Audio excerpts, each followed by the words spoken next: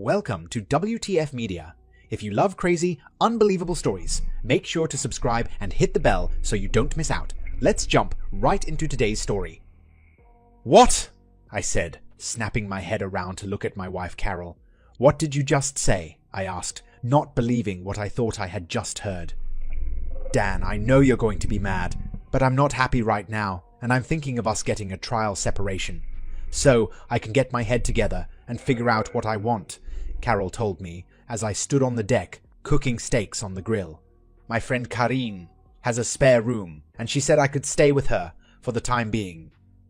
When were you going to tell me, Carol? Or were you just going to leave me a note on my pillow tonight? I said a little louder than he probably should have. Don't raise your voice, Dan. I don't want Andy to hear what we're talking about. Andy being our 6-year-old son. I knew you'd react this way. That's why I didn't want to bring it up until tonight. So in other words, you've already made up your mind to leave. Are you going to tell Andy, or are you going to leave it to me after you're gone? I said in a sarcastic tone. I'll tell him myself tonight before bed, she replied. This isn't permanent, you know. Yeah, right. You're moving in with that tramp Karine. I guess I should have seen it coming, I told her, getting more angry by the minute. I'll draft up the paperwork tomorrow. You can sign it, and I'll get it filed with the court by Wednesday, Carol. What paperwork? Was her reply. Well, if you're going to leave, I want it to be a legal separation. That way, when you don't come back, it will automatically turn into a divorce decree. This way, we won't have to go through all the hassle twice, I told her. I don't want a divorce, Dan. Only a little time to myself to sort out a few things. That's all, honey, Carol replied. Bullshit, Carol, I spat back at her. I've asked you to talk to me for the last 4 months, but you've been too busy with Karine and your new friends to make the time. Now you want to move in with your new buddy Karen, so you can do what you have probably wanted to do for the last 6 months, I now yelled. But you're not going to do it with my blessings, and I'm certainly not going to stand by and become a cuckold by you or anyone else, I said, slamming the top down on the grill. This was not going the way Carol had anticipated. She knew Dan was going to be angry, but she thought she could convince him that this would be a growing experience for the both of them. But now it had blown up in her face. Dan, please, was all Carol could get out before he stormed off in a huff, leaving her to tend the grill. Taking the steaks off the grill and putting them on the counter, she went looking for him. She found Dan upstairs, in their bedroom. He was in the process of literally throwing all her clothes and everything else of hers into the spare bedroom. Take your shit and move the hell out. I don't care anymore, I screamed at her. I'll send the paperwork to your office. Sign it and get it back, Keith, the lawyer Dan had been using for the past 6 years. Don't worry. I'll take Andy out to dinner so he doesn't have to watch his mother abandon him, I said, grabbing my coat and son before heading out to my car. Karine, this is Carol, she started. Dan didn't take it well, not well at all, and is threatening me with divorce, Carol said, starting to get more than a little teary-eyed. I told you he wasn't going to be happy, but he'll come around soon, so don't worry, Karine told her over the phone. Hell, in a couple of weeks, he'll be begging you to come back, and then you will have him right where you want him. I hope you're right, Karine, because right now he's ready to chuck me out the door and start divorce paperwork, she said hesitantly. I need some time away, but I don't want to end my marriage either, Carol told her. I'll be right over and help you with your stuff, Karine told her. The sooner you are on your own and away from him, the sooner you can figure out what you really want. With that said, Karine drove over and helped Carol pack up the majority of her stuff and was out of the house before Dan and Andy got back. I had seen this coming for quite a while. Carol and I were both accountants and had met 8 years ago while we were both auditing a company that had gone Chapter 7. Each one of us were representing a different bank, which had a monetary stake in the failed company. We worked together and ended up having lunch and dinner with each other almost every night. It took us a full week to complete the audit, and by then we found that we really liked each other. Carol was about 5 foot 6 inches with brown hair and about 175 pounds.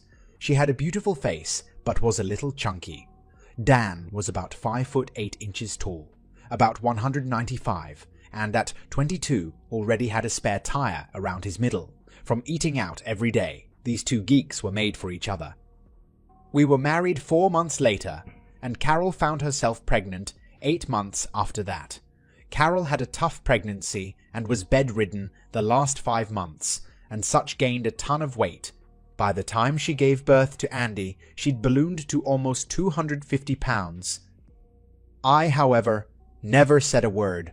I loved her no matter what her weight was. We were a happy family until Carol heard 2 of her co-workers talking about her. "She's such a good-looking woman," one girl said to the other. "Too bad she's as big as a house.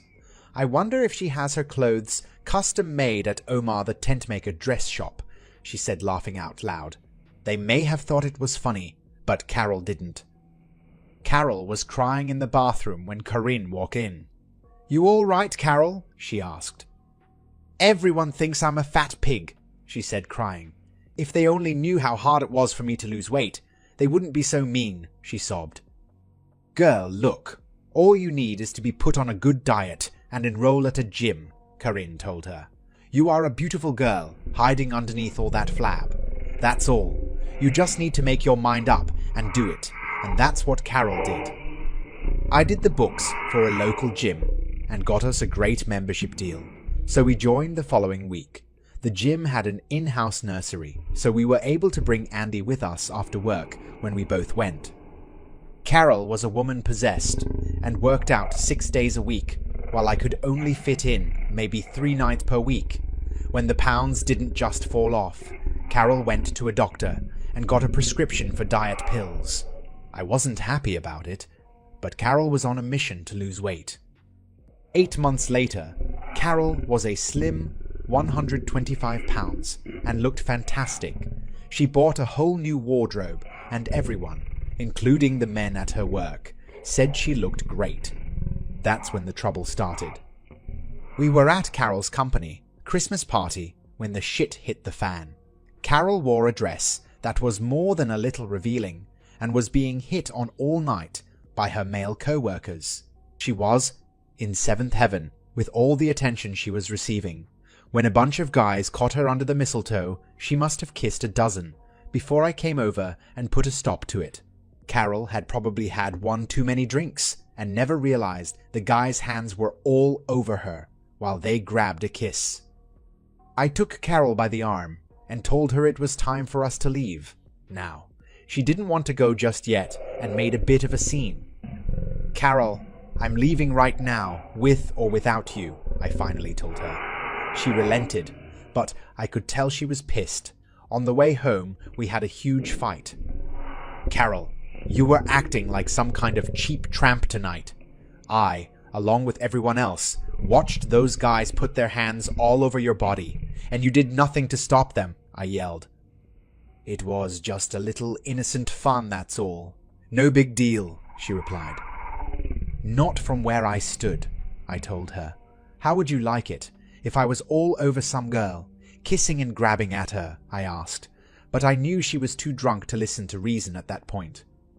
Carol got sick that night. Luckily, she had removed her new dress before she tossed her cookies. She looked like hell the next morning and apologized to me, saying it would never happen again. But it did. It's just that I wasn't around the next time. Carol started stopping after work, on Wednesdays, for a girls' night out. There were 7 girls, some married and others not, who would stop for a drink or two at Tony's after work. It started off that she'd be home by 6:30, but soon it stretched to 7:30 and finally to almost 9 p.m. By the time Carol got home, Andy was in bed and I was not in the best of moods. When they first got married, we had screwed like teenagers and couldn't get enough of each other. Now it seemed, if we did it once a week, that was a lot. One thing for certain, when Carol came home on Wednesday nights, she was hot to trot, and tonight was no exception. Neither one of us had what you would call a lot of sexual experience when we first got married, and were a little apprehensive to try any new things from the get-go. We learned from each other what each one of us liked, and through a few X-rated moves, we added a lot things to our repertoire. Now, however, every week when Carol got home, she seemed to want to try something new and exciting, most of which I wondered where she'd gotten the idea. When we got married, Carol couldn't give a blowjob worth a shit. But then, even a bad blowjob was better than no blowjob at all. Tonight, she came out of the bathroom totally naked and asked, "Where is my stud muffin?" She'd had more than a few drinks and was later than normal, but she knew how to get me into a good mood. She climbed up from the foot of the bed, between my legs, pulled my boxers off, and proceeded to give me the best blowjob she could. I'm just over 6 inches, so Carol had no trouble deep-throating me. Carol likes it when I trim my pubic hairs, because she said the hairs tickle her nose, especially when she deep-throated me. She's learned to use just enough spit and hand action to get me to rock hard, but still refuses to let me shoot into her mouth. But maybe one day she reconsider, I thought to myself. She was already dripping when I rolled her over and started going down on her, before she stopped me. "Just take me tonight on. I just need to feel you inside of me," she said. I did the best I could, not wanting to shoot off too early. I thought about my mom, my new audit proposal. Anything, so I would last a couple of minutes longer before dropping my load. Carol seemed to enjoy it, as she screamed like I was killing her. I finished up doing her from behind and shot my hot load into her pussy as Carol slumped onto the bed. "God damn, I needed that," she told me. "But I think I'm going to be sore for a week," she said with a laugh, rolling onto her back. I crept up, kissed her, and told her how happy I was being married to her. Well, that is the way it used to be until this week. After dinner, Andy and I came home to an empty house. That bitch Karine, I thought to myself. Ever since Carol lost that weight, Karin's been on her to do this or that with her. No wonder her husband left her. She was nothing but a tramp, and is now turning my wife into one also. I got Andy ready for bed, tucked him in, and read him a story. When he asked about his mother, I just told him that Mommy was visiting and would be home in a couple of days, but I didn't believe it for a minute. I went downstairs, called my mom, and brought her up to speed. "Mom, can you watch Andy during the day until I can find someone permanent?" I asked. "Honey, Carol will come to her senses and be back by the end of the week. You know her. She can't be away from Andy more than a few hours before she goes nuts," Mom told me. "But I'll be over before you go to work and watch him." I hoped she was right, but I wasn't as sure as my mom. On Monday, I contacted Keith and told him that Carol had left me. "I want to make sure I'm totally protected, including having permanent custody of Andy. I want it written up and spelled out in no uncertain terms that if either one of us acts in a way a married spouse shouldn't, the other gets a 65-35 split of the assets. I think she is looking to cheat on me. And I want to be covered," I told Keith. "I want it to have a 60-day expiration date, after which it becomes a divorce decree. And can you get it done by tomorrow?" I asked. "Aren't you jumping the gun a little, Dan? She just left, and you're ready to write up divorce papers?" he asked me. "Carol has been planning this for a while, and maybe this will bring her around. But if not, I don't want to lose everything I've worked for just because she wants to try a new guy," I told him. "All right, Dan. I'll get it done today and have her served at work tomorrow. Anything else?" "Not that I can think of. I just need to draw a line in the sand so she understands what she stands to lose, that's all. Also, Keith, I will need 2 other agreements made up, but we've got a little time on those. I'll fax you what I want later in the week." When Carol got to work Tuesday, she was a little bummed. This was the longest she'd been away from Andy and Dan in the last 8 years. Coming back from lunch, she was told a man was waiting in her office. "Carol Spencer?" he asked. "Yes, I'm Carol. What can I do for you?" she replied. "You have been served," he said, handing her a manila envelope. Carol spent the next half an hour going over all the conditions and property divisions outlined in the separation decree. Although it read more like actual divorce paperwork, it stated that Dan would have temporary, but full custody of Andy, but Carol would be allowed visitation, with reasonable notice. By the time she was done reading it, she was more hurt than angry. "I've been gone for 2 days, and Dan's already written off our marriage," she said to herself. She tried to reach Dan, but his secretary said he was out for the day, and his cell went right to voicemail. Dan was at this moment at home changing the locks, taking care of splitting their finances, and taking Carol's name off his insurance and 401k. By 4 o'clock, I was done with all my business and turned on my cell phone. "Shit," I said to myself. 12 messages from Carol. I deleted them all. I had dinner with Andy at my mother's house and told her what I'd done. Carol's going to be mad as hell. Dan, I would be if I was in her shoes. "How far do you intend to take it?" she asked. "All the way, Mom," I replied. "I can't fix this marriage by myself, especially since she won't listen to reason, so I've upped the stakes. She started this mess, but by God, I'll finish it if I find out she has been cheating on me. I used to trust her, but right now I wouldn't believe a word that comes out of her mouth. So, right now, I'm protecting my son and myself. If we do get back together, great. If not, I'll hold all the cards." "Son, I've never seen this side of you. Remind me never to get on your bad side," my mom said with a laugh. Carol stopped at her house and tried to use her key. "What the hell?" she said to herself, before noticing it was a new lock. Damn him. She opened her cell and tried Dan's number again. Like before, it went to voicemail, so she left him another message. "Everything's now done and in place," I thought to myself as I looked at my checklist. "Now, all I can do is wait." Carol was at Dan's office Wednesday morning. My credit cards won't work, and when I went to pick up my prescription on the way to work, they told me I no longer had insurance. Do you hate me that much, Dan? "Just covering my bases, Carol. Remember, you walked out on me. I'll pay for all the household expenses, Andy, but you will have to take care of your own from now on. That way, we won't have any financial issues to argue over." "Dan, you're letting this get totally out of control," Carol now shouted. "I just needed a little time to myself, that's all."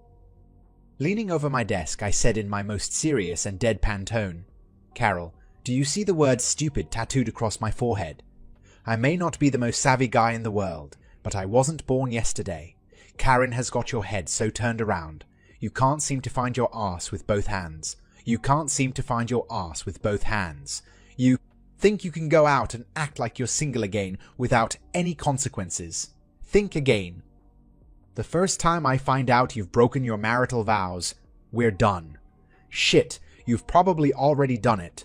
So I don't even know why we're having this conversation right now. I'm so angry at you right now, I can't see straight. So I think it would be best if you just leave, so I don't say anything that will put what's left of our marriage in the toilet." With that, I sat down. Carol was shocked and got angry herself. "You can't dictate to me like I'm a little child. I'm an equal partner in this marriage, so screw you," she spat at me. "Well, that hasn't happened much in the last 6 months either. But I suppose you're getting all you can handle now on the side anyway," I said, just loud enough so Carol could hear. With that, she turned tail and walked out. I knew that she hadn't done anything yet, but had been close. You see, I had started to have her followed on Wednesdays about a month ago. There was a lot of pecks and handplay, but that's all the further it had gone. I knew she would be tempted, living with Kareem, so I wanted to make sure that Carol understood exactly what would happen if she cheated on me, but my life was unraveling. The first 2 weeks were tough. Carol made it a point to visit Andy, but never said more than 2 words to me. I still had her followed, but not much new happened. She was still going out with Karen and her friends, but instead of just Wednesdays, she was out at least 4 nights a week. "Looks like someone is trying to make up for lost time," I said to myself, looking at the report. I did, however, find a nanny of sorts to take care of Andy, a girl just out of college who couldn't find a job. Beth was 23, blonde, about 5'9", and had a slight build. She'd gotten her degree, but could find only part-time work, so when she saw my ad for a nanny, she jumped at the chance. Beth had come from a large family, and knew how to take care of and handle young boys. She had 2 younger brothers. So we came to an agreement on pay and hours, and she moved in the following day. Beth worked as a waitress at a mid-priced family restaurant on Monday, Wednesday, and Saturday evenings. The other nights we all ate together. After a few weeks, Andy became very at ease with Beth, especially when she read to him before bed. Beth, I really appreciate you going the extra mile with Andy.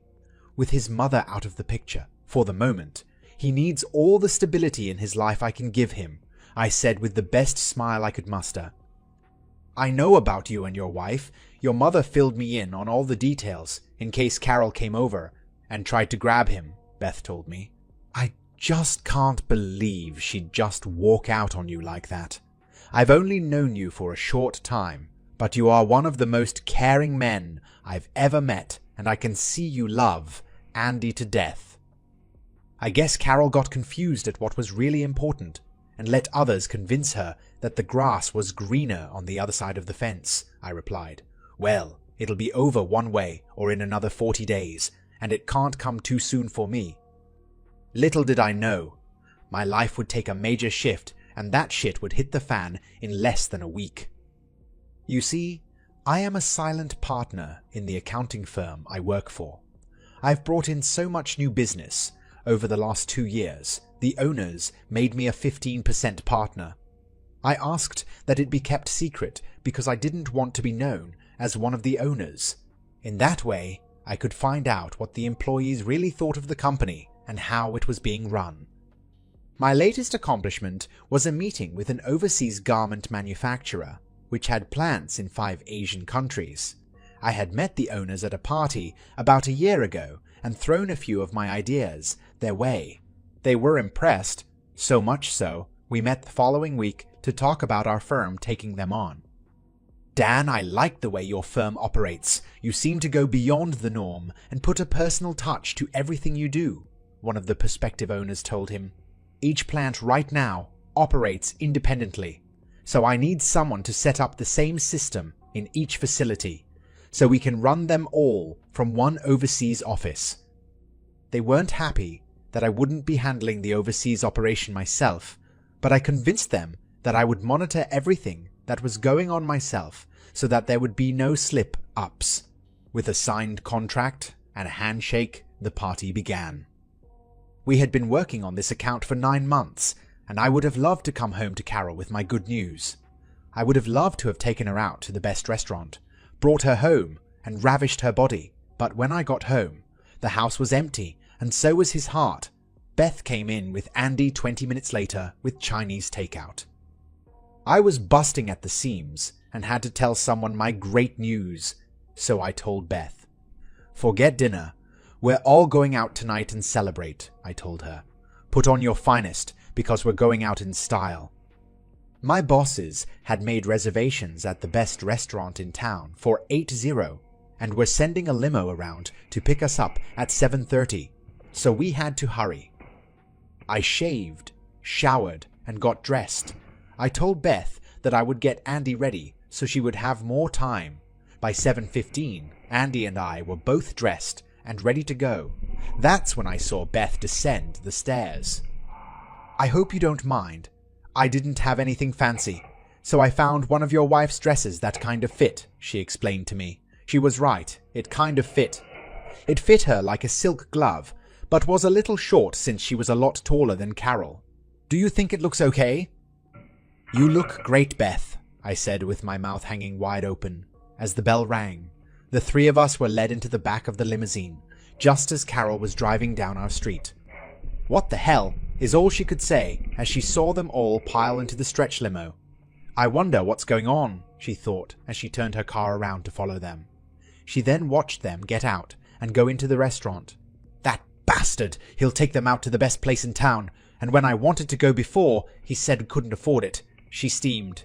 And who in the hell was the girl wearing my dress? We all had a wonderful night. I was the guest of honor, and we ate and drank our fill.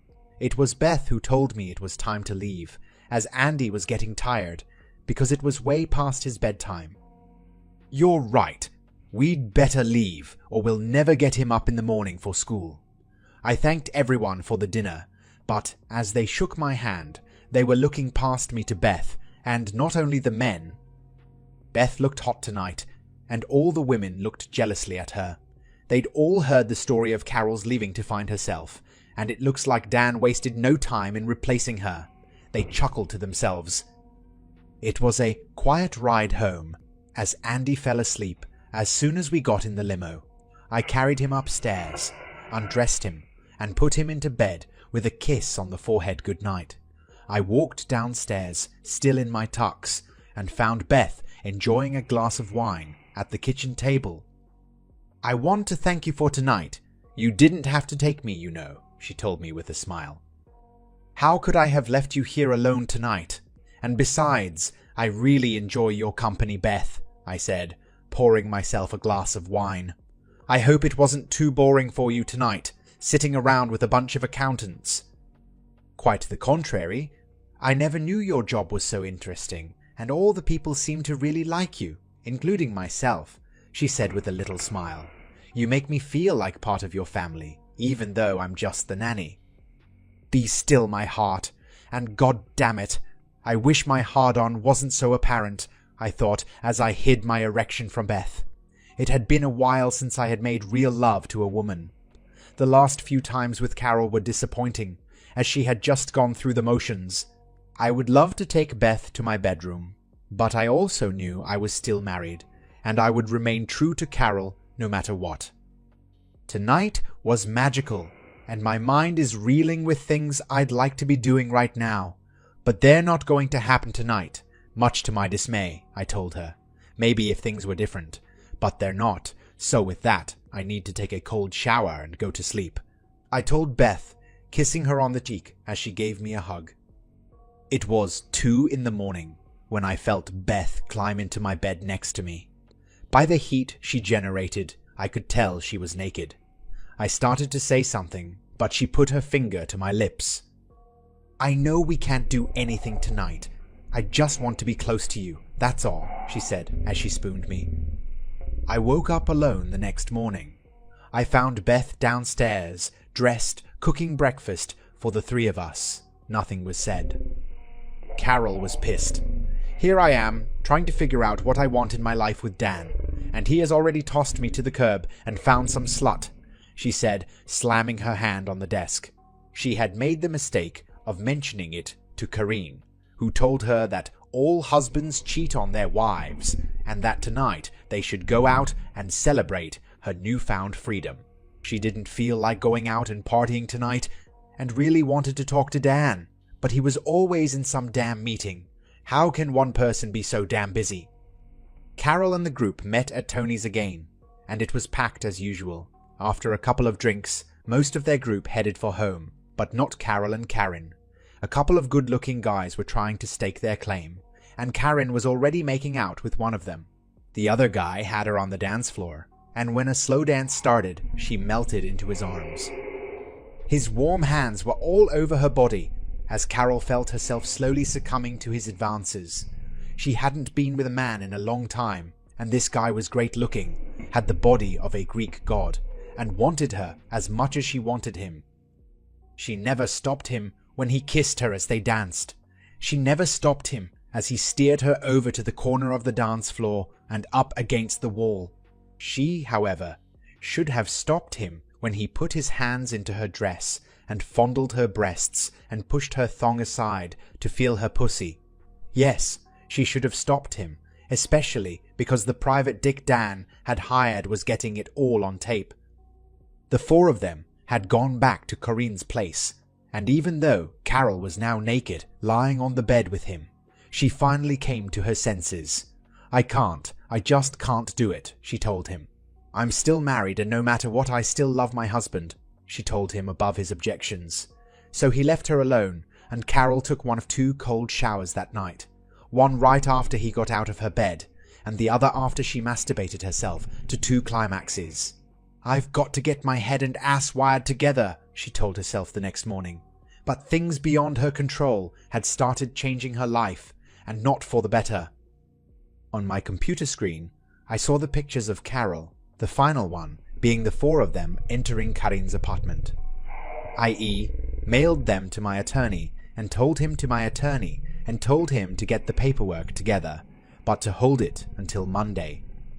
"I guess she's finally made up her mind," I said sadly, because I had really wanted to get back together with Carol, but no longer.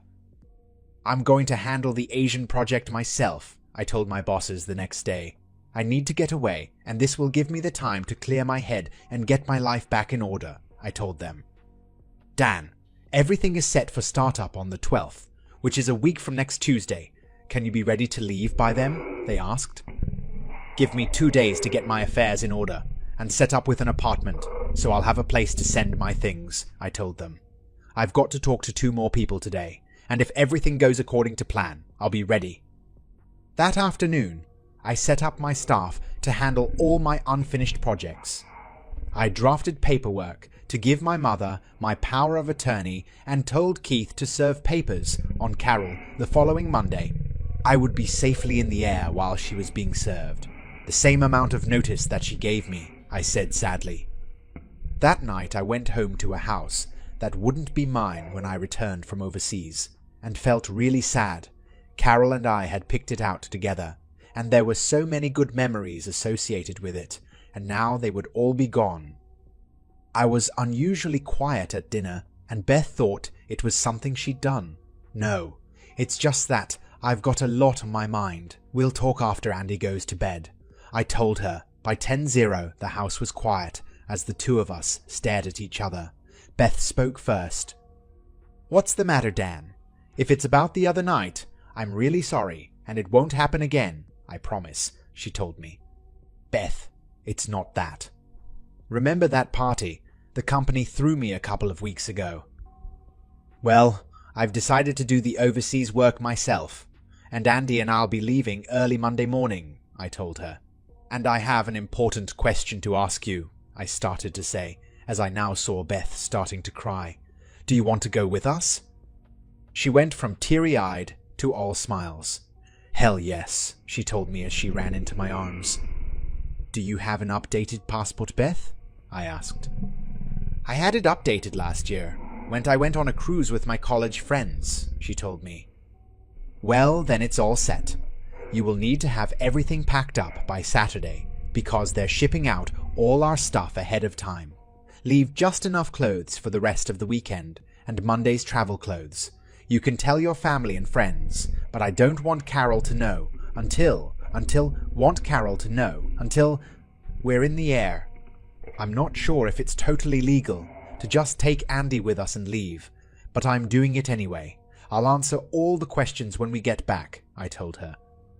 That night, I got with my mother and explained everything to her, including giving her my power of attorney. "Shit will probably hit the fan Monday afternoon with Carol, but I still want you to put the house up for sale next week. Keith will send you a copy of the papers. I'm sending to Carol, and if she has any questions, just tell her to talk to Keith." "You sure this is what you want, Dan? You don't want to try and straighten it out with her?" my mom asked. "She's made her bed, and now she can sleep in it, with whomever she wishes," I told her. "You're taking Beth with you," she said, trying to get the final piece out of her son. "I'm not sure where we're headed, but she makes me smile and keeps me sane. Other than that, I may have some real feelings for her, and that's all I'm going to say about it. We will be over Sunday night, so you can say goodbye to Andy," I told her. Monday, Carol was trying to get Dan on the phone when his work told her that he was on a special outside project, but would pass the message on to him. Now, what the hell was he doing? She thought as she tried his cell phone to no avail. "Carol Spencer?" the man asked. She nodded. "You have been served," he said, handing her the envelope. "Now what?" she said as she ripped into the envelope. There was a brief note from Dan stating that I guess I'd made my decision. Hope you have a great life, is how he ended it. And then she saw the pictures. Oh shit, is all she could say. How in the hell did he get those pictures? She thought. The son of a bitch must have had me followed, she said as she flipped through them. Not the kind of pictures you'd like to see of your wife with another man. But I never slept with him. I've got to make him understand that, she said to herself. Gone? What do you mean gone? Was her reply. Dan is on a 4 to 5 month project overseas. He left with Andy Monday morning, Dan's mother told Carol. He can't take Andy away from me, especially out of the country, she shouted. I'll take him to court. I'll see he's thrown in jail, she yelled. Carol, Dan has full custody of Andy, remember? You gave up that right when you left to find yourself, she reminded her. To say you screwed up royally would be a gross understatement. You had a great marriage, but I guess you wanted more. Now you've got nothing, Dan's mother told her. I have to talk to him and explain that it's not what it looks like, Carol said, sobbing. I still love him and never went to bed with anyone else. He's got to believe that.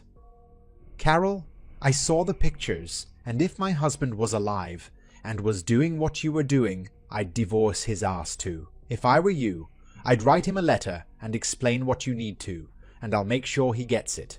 In the meantime, I'd get a lawyer. Carol did a good job stating her case. In that alcohol had played a major part, and that she'd stopped it and hadn't gone all the way with anyone since she left. Carol said that she still loved me and would wait for me to come home to her. Dan's reply was short and to the point. Carol, you haven't been a wife to me since you lost all that weight last year. It was like you were now too good for me.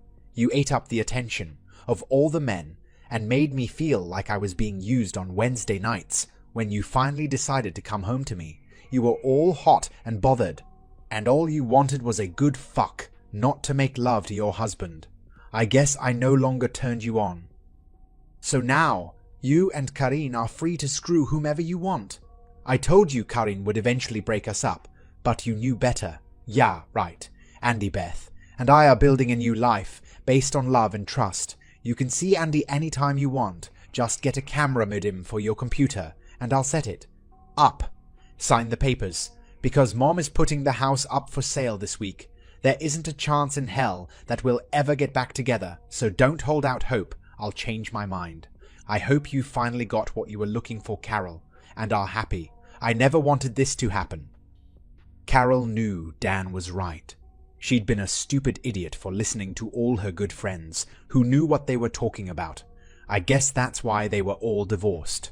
She was going to fight it until she got Dan's letter and finally signed the papers. The irony was that 6 months later, Carol was back to the £175 she'd started with 2 years earlier, but no longer had Dan. I was happy though. The work was a little tough because of the language barrier, but I worked through that. Andy was picking up a word here and there and managed to communicate quite well with all the kids he played with. Beth took care of Andy and set up the agenda for our free time. Places to see, things to do is how she phrased it. I still remember that night months ago. It was just after we arrived in the country, and we were all a little stressed. Andy fought going to bed. My program wasn't going as smoothly as it should, and Beth felt a little overwhelmed. She went into the den and kissed the back of my neck, which brought a smile to my face. She reached down, took me by the hand, and led me into their bedroom. It had one candle on each side of our bed. We undressed each other and slipped into bed. Let's just say heaven and earth became one that night. We had tender, loving sex for the first time. Over the next few months, we did everything the other one wanted, unless it involved pain or some type of farm animal. We were more than happy. 5 months later, my mom met us at the airport. She was happy to see us all, especially Andy. On the way home, she kept glancing over at Beth, who seemed to have this content look on her face. "How far along are you?" she asked her. Beth seemed a little taken aback. 3 months. How did you know I'm barely showing? She replied. You two just looked way too happy, like the cat that ate the canary, she told us. 2 weeks later, we were married, and Rhonda was born 6 months later. When Beth said she wanted to join a gym to get rid of her baby weight, I looked like I had seen a ghost. 2 days later, I sprung the news that I had hired her a personal trainer and that she would be supplying all the equipment. No use going through all that shit a second time, I thought to myself. That's the end of this story. If you found it engaging, please give it a thumbs up and don't forget to subscribe for more content like this.